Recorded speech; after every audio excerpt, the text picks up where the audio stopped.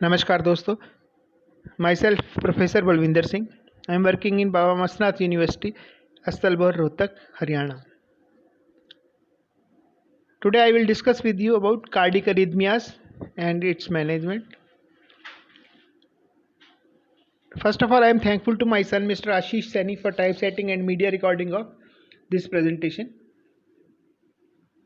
Cardiac arrhythmias is basically abnormal cardiac rhythm, as the name itself is indicating arrhythmia. Arrhythmia means absence or abnormal cardiac rhythm.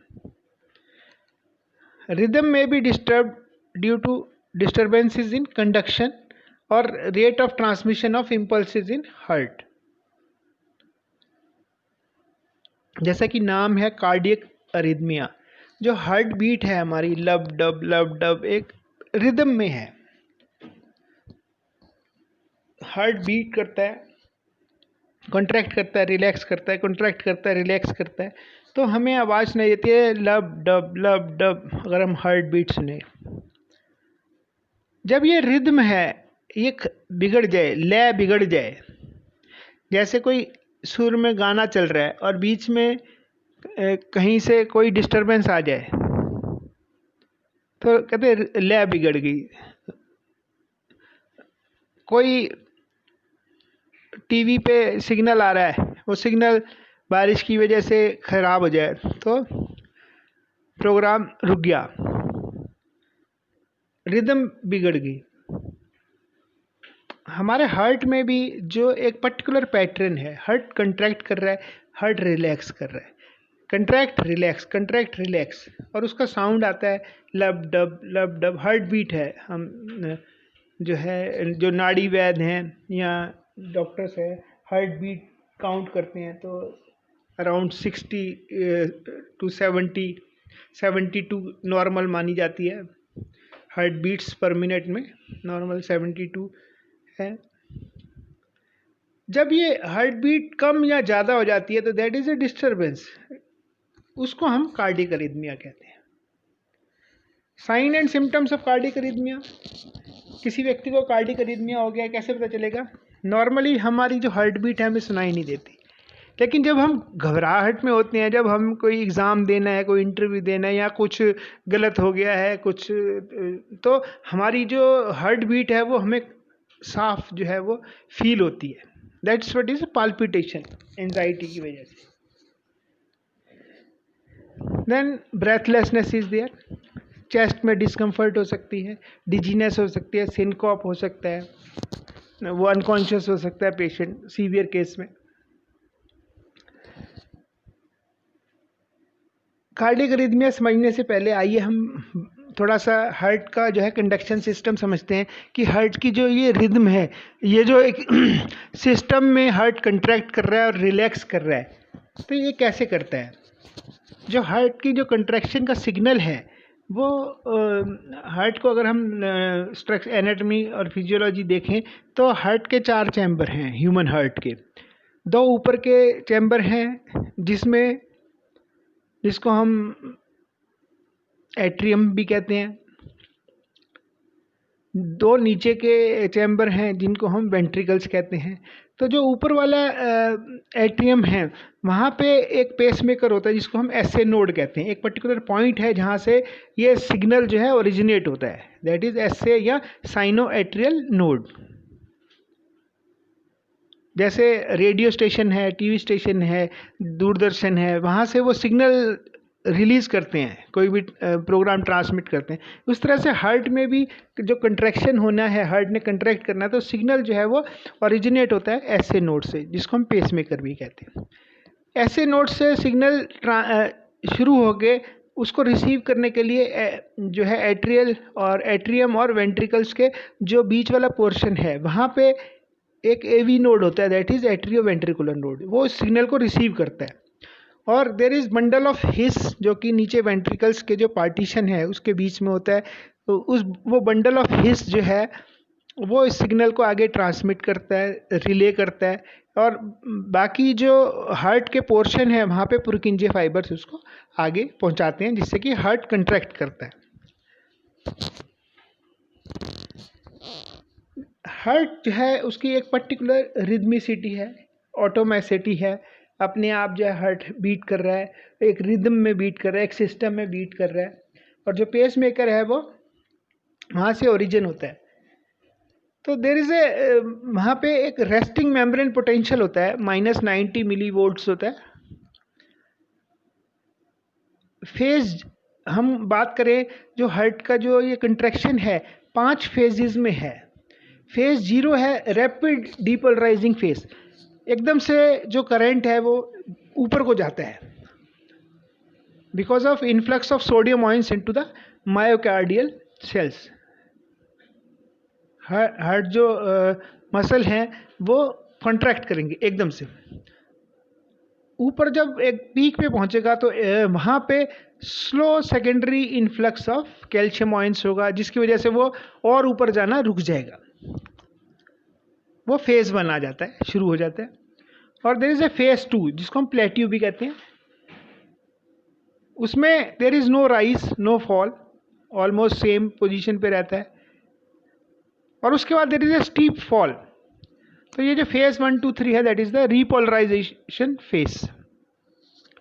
जैसे discharge होता है battery का, उस तरह से that is the repolarisation, जो current है वो डाउन आ जाता है because of outward flow of potassium ions.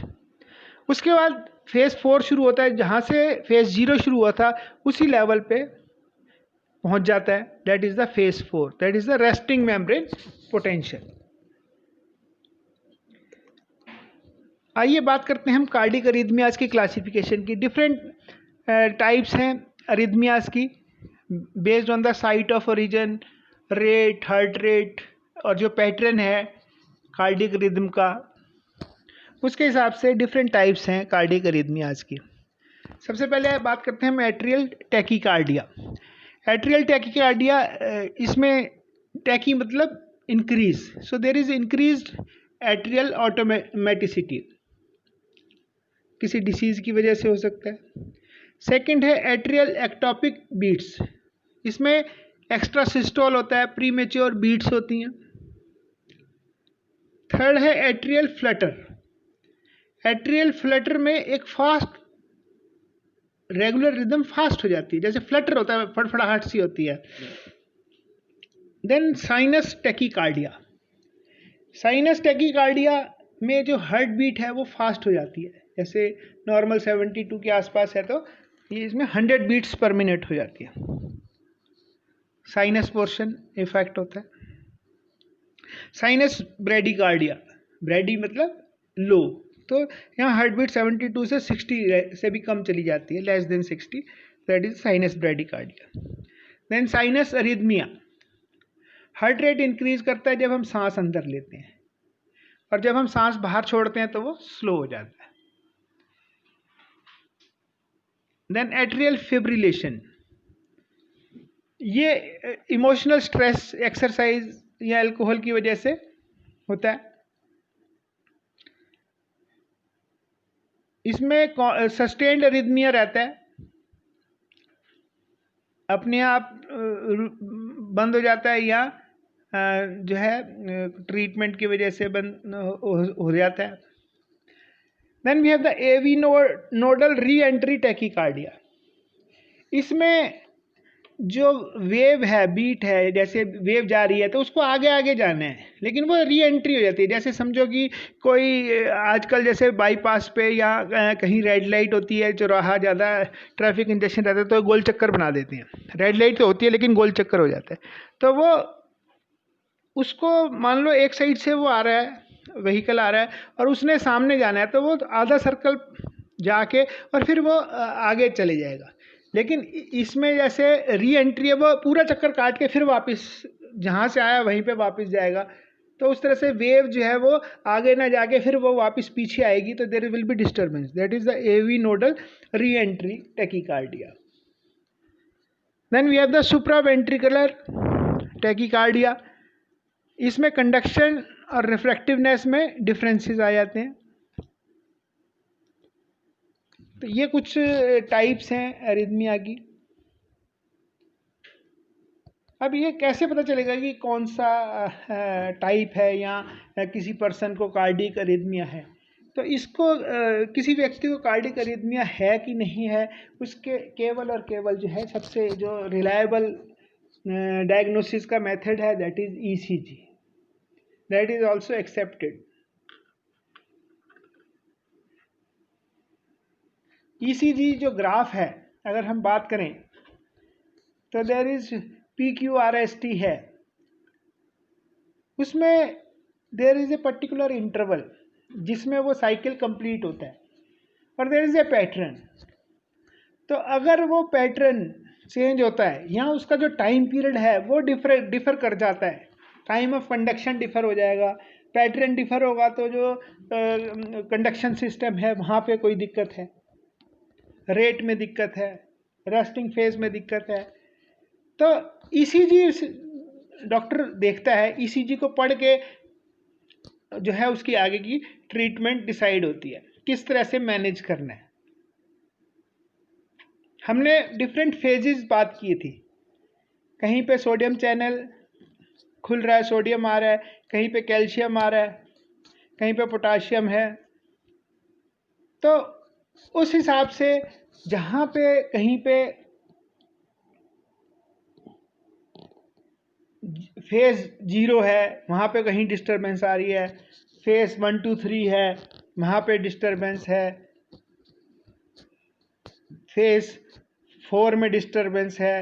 तो accordingly depending on the ECG जिस भी पोर्शन में गड़बड़ होती है उस पोर्शन के हिसाब से जो है कार्डियक अरिथमिया की ड्रग जो है डॉक्टर देता है। There are otherwise 5 classes are there.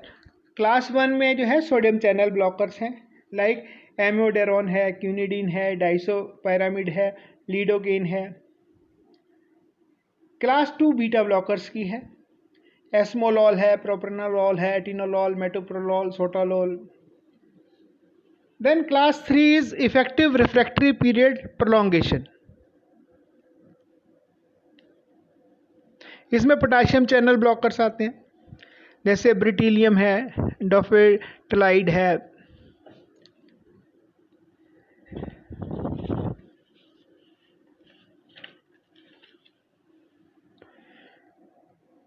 Then class 4 है, कैल्शियम चैनल ब्लॉकर है,